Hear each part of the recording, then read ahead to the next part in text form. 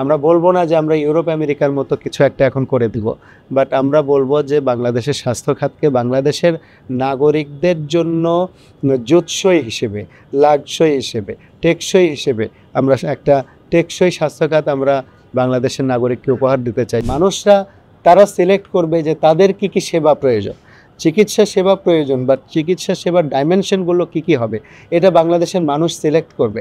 আর নাগরিক পার্টিতে আমরা যারা আছি, আমরা মানুষের পক্ষ হয়ে এটাকে এক্সিকিউট করব।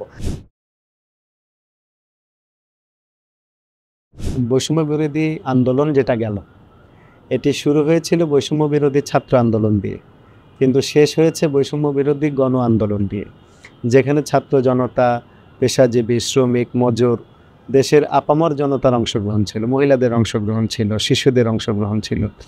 তে আমরা দেখেছি যে দীর্ঘ প্রায় 16 বছর আওয়ামী দুঃশাসন, আওয়ামী অপশাসন এবং আওয়ামী নির্যাতনের শিকার হয়ে এদেশের মানুষ একেবারে তাদের নাভিশ্বাস উঠে গিয়েছিল, এবং শেষ মুহূর্তে তারা বৈষম্য বিরোধী ছাত্র আন্দোলনের সাথে একাকার হয়ে একাত্মতা পোষণ করে তারা রাজপথে নেমেছে, রাজপথে জীবন দিয়েছে, রক্ত দিয়েছে, এবং সেখানে চিকিৎসকরা পিছিয়ে ছিল না। চিকিৎসকরা তারা রাজপথে ছিলেন, চিকিৎসা অঙ্গনে ছিলেন, এবং অজস্র সহস্র আহত ভাই বোনদেরকে চিকিৎসা দিয়েছেন, আমরা দিয়েছি। তো এখন এই যে আন্দোলন, এই আন্দোলনে আমাদের প্রত্যক্ষ এবং পরোক্ষ ব্যাপক ভূমিকা ছিল। বিশেষ করে যারা আওয়ামী বিরুদ্ধ চিকিৎসক সমাজ, যদি আরেকটু স্পষ্ট করে বলি যে ফ্যাসিবাদ বিরুদ্ধ চিকিৎসক সমাজ যারা আছেন, এই সমস্ত চিকিৎসকরাই কিন্তু ফ্যাসিবাদের বিরুদ্ধে ওই সময় ঝাঁপিয়ে পড়েছিলেন। কেউ ময়দানে ছিলেন, রাজপথে ছিলেন, কেউ রাজপথের পাশাপাশি আবার চিকিৎসা দিয়েও কিন্তু এই ভাই বোনদেরকে, আন্দোলনরত ভাই বোনদেরকে সহযোগিতা করেছেন এবং আন্দোলনকে সামনে বেগবান করেছেন।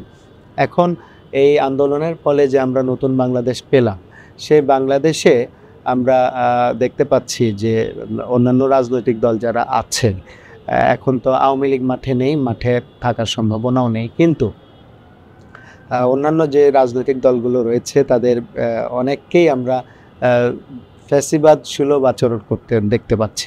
তারা অনেকেই আওয়ামী ভাষায় কথা বলতেছে, তাদের অনেকের আচরণই কিন্তু আওয়ামী লীগের ফ্যাসিবাদের সাথে একরকম মনে হচ্ছে। এরকম জায়গা এবং একটা যে বিরাট বিপ্লব, এবং আমি বলবো যে একটা অবিসংবাদিত বিপ্লব বাংলাদেশে 2024-এর 5ই আগস্ট সংগঠিত হয়েছিল।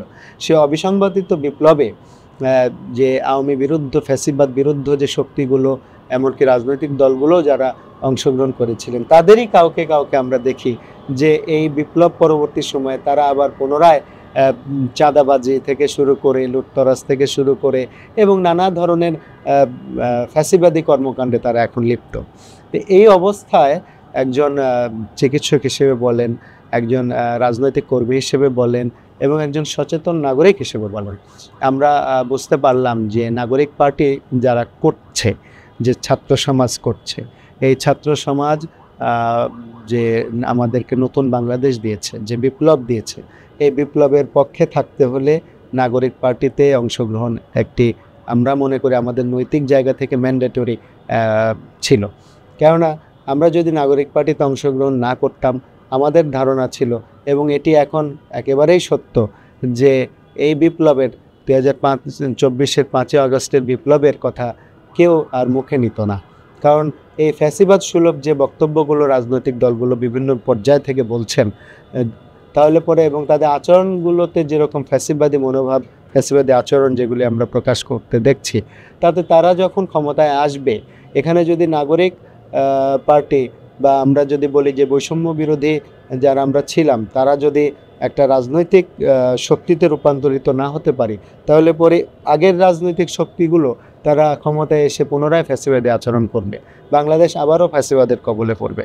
এজন্য বিপ্লবকে মানুষের হৃদয়ে দীর্ঘদিনের জন্য ধারণ করানোর জন্যই কিন্তু আমাদের নাগরিক পার্টিতে অংশগ্রহণ। আমি দীর্ঘদিন ধরে রাজনীতির সাথে সম্পৃক্ত, ছাত্র রাজনীতি শুরু করে বাংলাদেশের প্রায় 2 দশকের উপরে বাংলাদেশের সকল রাজনৈতিক আন্দোলনে, গণ আন্দোলনে এবং নাগরিক আন্দোলনে, সাধারণ মানুষের চাওয়া পাওয়ার আন্দোলনে, ন্যায্য আন্দোলনগুলোতে আমি রাজপথে ছিলাম, মানুষের সাথে ছিলাম। ছাত্র জীবনে ছাত্রদের সাথে ছিলাম, পরবর্তীতে গণমানুষের সাথে একাত্মতা হয়ে রাজপথে অংশগ্রহণ করেছি। আমার সেক্টর স্বাস্থ্য সেক্টরে আমি যথেষ্ট আমার সামর্থ্য অনুযায়ী অবদান রাখার চেষ্টা করেছি। তো এই জায়গাগুলো থেকে আমরা বলতে চাই যে বাংলাদেশের স্বাস্থ্য খাত কিন্তু অন্য আরও অনেকগুলো খাতের মতোই দুর্নীতি এবং অদক্ষতার ছায়ায় আচ্ছন্ন, এবং এই জায়গা থেকে আমাদের অনেক চ্যালেঞ্জ আছে সামনে, কথা অনস্বীকার্য, সামনে এগিয়ে যাওয়ার জন্য যে চ্যালেঞ্জ। তবে এই চ্যালেঞ্জকে মাথায় নিয়ে আমরা কিন্তু কাজ করতে চাই। বাংলাদেশের স্বাস্থ্য খাতকে আমরা বলবো না যে আমরা ইউরোপ আমেরিকার মতো কিছু একটা এখন করে দিব, বাট আমরা বলবো যে বাংলাদেশের স্বাস্থ্য খাতকে বাংলাদেশের নাগরিকদের জন্য জুৎসই হিসেবে, লাভসই হিসেবে, টেকসই হিসেবে আমরা একটা টেকসই স্বাস্থ্যখাত আমরা বাংলাদেশের নাগরিককে উপহার দিতে চাই, যেখানে বাংলাদেশের আপামর জনতা একেবারে কুলি মজুর, দিন মজুর থেকে শুরু করে বাংলাদেশের পেশাজীবী বলেন বা শিল্পপতি বলেন, রাজনৈতিক নেতৃবৃন্দ বলেন, সবার জন্য একটি টেকসই স্বাস্থ্যখাত, যেখানে মানুষ তার স্বাস্থ্যের প্রয়োজনকে যে কোনো সময় প্রাধান্য পাবে, এরকম একটা অবস্থান আমরা করে দিতে চাই। কেননা আমরা জানি যে আমাদের দেশে যে সরকারি স্বাস্থ্য ব্যবস্থাপনা রয়েছে, সেই সরকারি স্বাস্থ্য ব্যবস্থাপনার নানাবিধ দুর্বল দিকগুলো আমাদের সবার কাছে এখন স্পষ্ট। আমরা সরকারি হাসপাতালে গিয়ে সঠিক সেবা পাচ্ছি না, চিকিৎসক হয়তো সঠিক সময়ে উপস্থিত নেই, অন্যান্য প্রয়োজনীয় যন্ত্রপাতির অভাব, তারপরে অপ্রতুল স্বাস্থ্য জনশক্তি, এবং তার থেকেও বড় কথা দক্ষ স্বাস্থ্য জনশক্তি, তার থেকেও বড় কথা স্বাস্থ্য সেবা প্রদানের মন মানসিকতা। আমাদের যারা স্বাস্থ্য সেক্টরে যারা আমরা আছি, ডাক্তার বলেন, নার্স বলেন বা হেলথ অ্যালাইড প্রফেশনালস যারা আছি, আমাদের স্বাস্থ্য সেবা প্রদানের মন মানসিকতাকে উন্নতিকরণ। তারপরে প্রাইভেট সেক্টরে যারা আছে সেখানে একান্তই ব্যবসায়ী চিন্তা থেকে স্বাস্থ্যসেবা আর নাগরিককে স্বাস্থ্যসেবা প্রদানের জায়গা থেকে ব্যবসা, এই দুইটার মধ্যে আমরা কিন্তু একটা সমন্বয় করতে চাই। আমরা বলছি না, দেশবাসীকে বলছি না যে আমরা আমরে কোনো পরিবর্তন এনে দেব, বাট আমরা এটুকু অ্যাসিওর করছি যে এটার জন্য একটা সময় প্রয়োজন, এটার জন্য একটা রোডম্যাপ প্রয়োজন। নাগরিক পার্টি এবং পার্টি সংশ্লিষ্ট আমরা যারা চিকিৎসকরা রয়েছি, আমরা একটা রোডম্যাপ প্রণয়ন করে রোডম্যাপের আলোকে বাংলাদেশের স্বাস্থ্যসেবাকে বাংলাদেশের মানুষের জন্য প্রয়োজনীয় এবং আধুনিকায়নের উত্তরণের পথে আমরা নিয়ে যেতে চাই। চিকিৎসা সেবা সবসময় জনসেবার অন্তর্ভুক্ত, এবং জনসেবার মধ্যে সবচাইতে গুরুত্বপূর্ণ সেবাটাই মনে হয় চিকিৎসা সেবা। কেননা মানুষ যখন রোগাক্রান্ত হয়, তখন মানুষের জীবন বাঁচানো এবং রোগ মুক্তির জন্য তাদেরকে চিকিৎসকের কাছে আসতে হয়, হাসপাতালে আসতে হয়, চিকিৎসা সংশ্লিষ্ট পেশাজীবী যারা রয়েছেন তাদের কাছে আসতে হয়। সুতরাং এদিক থেকে বলবো যে সকল দেশেই কিন্তু চিকিৎসা সেবাটাই সবচাইতে প্রাধান্য পাওয়ার যোগ্য জনসেবা। পাশাপাশি জনসেবার আরও অনেকগুলো দিক আছে, এবং সেই দিকগুলোর সবচাইতে ক্ষমতায়নের ব্যাপারটা হচ্ছে রাজনৈতিক সেবা, যেগুলি আমি রাজনৈতিক শক্তি প্রয়োগ বলবো না, আমি বলবো রাজনৈতিক সেবা। অর্থাৎ আপনি রাজনৈতিক ক্ষমতায় থেকে জনগণকে আপনি যে সেবা প্রদান করবেন, সেই সেবা প্রদান আমি হয়তো চিকিৎসক, আরেকজন হয়তো চিকিৎসক, তিনি জনগণের সাথে যে জনগণকে যে সেবা দিবেন, সেখানে চিকিৎসা সেবা একটা অবশ্যই মুখ্য ভূমিকা পালন করবে। কিন্তু যারা চিকিৎসক নন অথচ রাজনীতিবিদ, তাদেরও কিন্তু আরও অনেক সেবার পাশাপাশি চিকিৎসা সেবায় চিকিৎসকদের নিয়ে সম্পৃক্তকরণের একটা সুযোগ রয়েছে। তো আমরা নাগরিক পার্টির পক্ষ থেকে বলতে চাই যে আমরা এদেশের মানুষকে এম্পাওয়ার্ড করতে চাই, এদেশের মানুষকে ক্ষমতায় নিয়ে আসতে চাই, যে যারা মানুষরা তারা সিলেক্ট করবে যে তাদের কি কি সেবা প্রয়োজন, চিকিৎসা সেবা প্রয়োজন, বা চিকিৎসা সেবার ডাইমেনশনগুলো কি হবে, এটা বাংলাদেশের মানুষ সিলেক্ট করবে। আর নাগরিক পার্টিতে আমরা যারা আছি, আমরা মানুষের পক্ষ হয়ে এটাকে এক্সিকিউট করব। পাশাপাশি অন্যান্য সেবাও যেটা বলা হয়, সব সেবাগুলোকেই কিন্তু আমরা নাগরিকদের নিয়ে, এদেশের বাংলাদেশকে যারা ধারণ করে, এই সকল নাগরিকদেরকে নিয়ে কিন্তু সেবাগুলোকে আমরা এক্সিলারেট করতে চাই।